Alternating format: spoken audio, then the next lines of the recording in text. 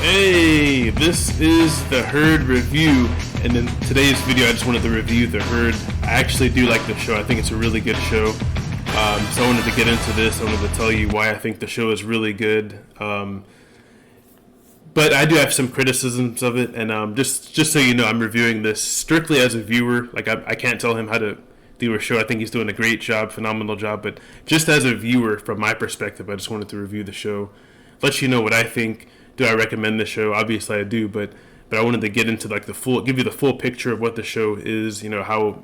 But let's go ahead and get into it. So I think I wanted to start with the positives and then go towards the. I don't know if I would call it negatives, but just like reasons why, just criticisms, I guess. But one thing I do love about Colin's show is like he's very entertaining. Like this guy knows what he's talking about. He knows football. He knows basketball. So like the football and basketball takes I think are really great. He takes very much, like a lot of people, takes pride in his job. But like I love the analogies. Like he's very good at like coming up with like analogies to like the real world versus to kind of help you get a perspective of what he's saying, compared to sports. So I think it's like excellent how he does that. When Netflix passes on a script, there's not a long list of mega hits from the Netflix recycle bin. They know what they're doing. When the CEO and insiders are selling company stock, nobody knows the company better than those people. I think Colin is like really fair. I feel like when he's right, like one thing he does is he does this takes that where Colin was right, Colin was wrong, and I give him big props for that because like he'll admit when he's right, he'll admit when he's wrong for the most part. I say that for the most part, but I do like what he does. Like he makes predictions, he makes bold predictions, and he's not afraid to cross the like he's not afraid to be bold. Like it's not like this media type, polite stuff. Like he just goes out there, like he just says what's on his mind. And I'd say like I commend him for like some of the controversial takes too. Like I have no problem with him saying wide receivers are overvalued. I do kind of agree with that a little bit. I do think that wide receivers can be a little overvalued if you look at, and I'll defend him in this take because I do think that if you look at Stephon Diggs, for example, Stephon Diggs was in Buffalo. We weren't even talking about Buffalo as a Super Bowl contender until he left. Josh Allen took off. I guess he was able to like focus on like the other receivers. He wasn't occupied with getting one receiver the ball. Saw the same thing with Dak Prescott. Got rid of Dez Bryant. They were better. Saw the same thing with Odell Beckham Jr. I guess with the Giants too, but mostly with the Odell Beckham Jr. is great. Don't get me wrong. Like he helped the Rams win the Super Bowl too. But if you saw what happened with Baker Mayfield, he had the best 11-game stretch of his career. Like he did really well when Odell Beckham Jr. left. So I would totally agree that wide receivers may be a little overvalued. I think just find some pieces, find guys like Julio Jones. I am a Falcons fan, and I do think Julio Jones was just one of the GOATs. Like I think he was incredible. Like I saw him tackle a wide receiver after an interception, like cause a fumble, get the ball back. Like I've seen him do stuff like that. Like the guy just doesn't complain like the typical receiver. If you can find receivers like that, I think you're in luck. So I will say that I do think there's a little bit of inconsistencies and a little bias. I mean, he's not really it's not really exclusive just to Colin, but there are some inconsistencies and bias that I wanted to talk about, like in a show.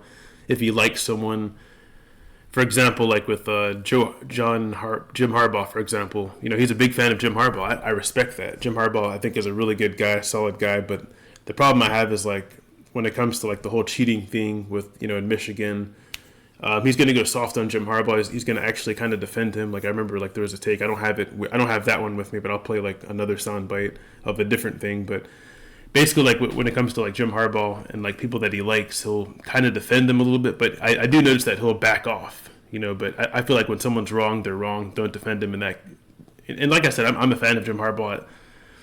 I think he made a lot of teams better. Like he made Colin Kaepernick who he was. He got Michigan to a championship, got San Francisco to almost to a championship, So, but I want to get into another consistency, and there's another thing that I wanted to talk about. Like, I'm gonna play a perfect example of this.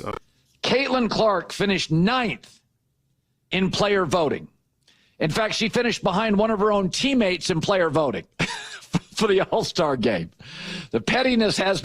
All right, so we're going to go over to the stat board. And like I said, I'm not hating at all. This is, one of my favorite players in the league, but I got to go by what the stats say because everyone says she's hated and blah, blah, blah. So this is just the stats for the Fever.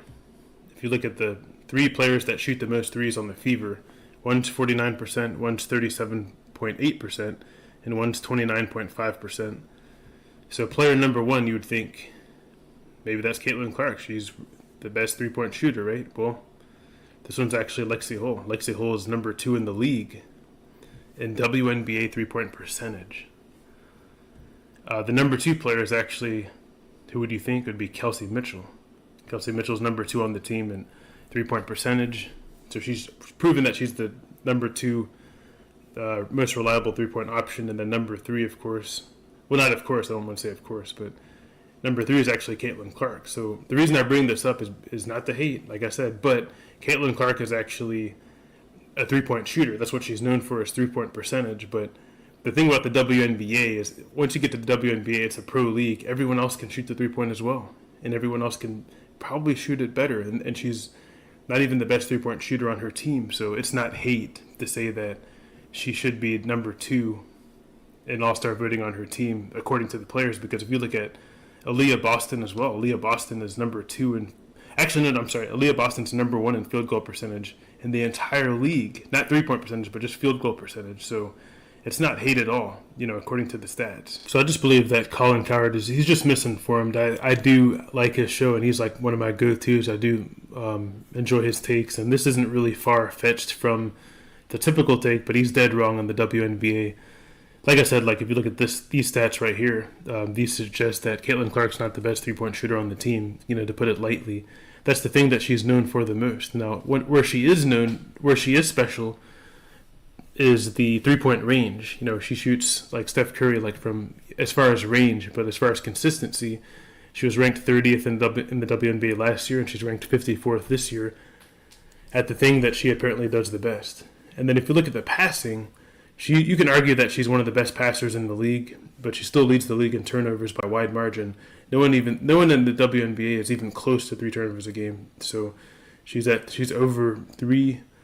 Like I said, she's not bad. I'm not saying that she's bad or anything like that. Obviously, she's really good. Then I guess the last thing I wanted to talk about a little bit more of the guests. I would say that's kind of mostly a negative. I do think he has some really good guests on the show. I think Greg Cosell is pretty good. I didn't really know who he was, but I could just tell every time I listen to him, he knows football very well. Matt Hasselbeck's incredible. He has Mark Sanchez is actually my favorite. I think Mark Sanchez is an incredible guest. I don't know what happened to him, but hopefully he'll be back. But then he has guys Joel Klatt's just kind of boring. You got why am I listening to Nick Wright?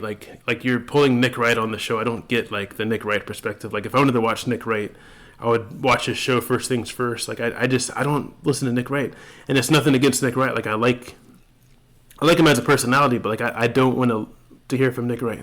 I don't think he's entertaining enough. He doesn't have in sports media, you have to have one of the two. You got to be a professional athlete and know what you're talking about, or you got to be entertaining. Colin Cowherd is the entertaining part. I think he played a little bit in high school, but he's entertaining, and that's why he's got the job, because he's good at what he does.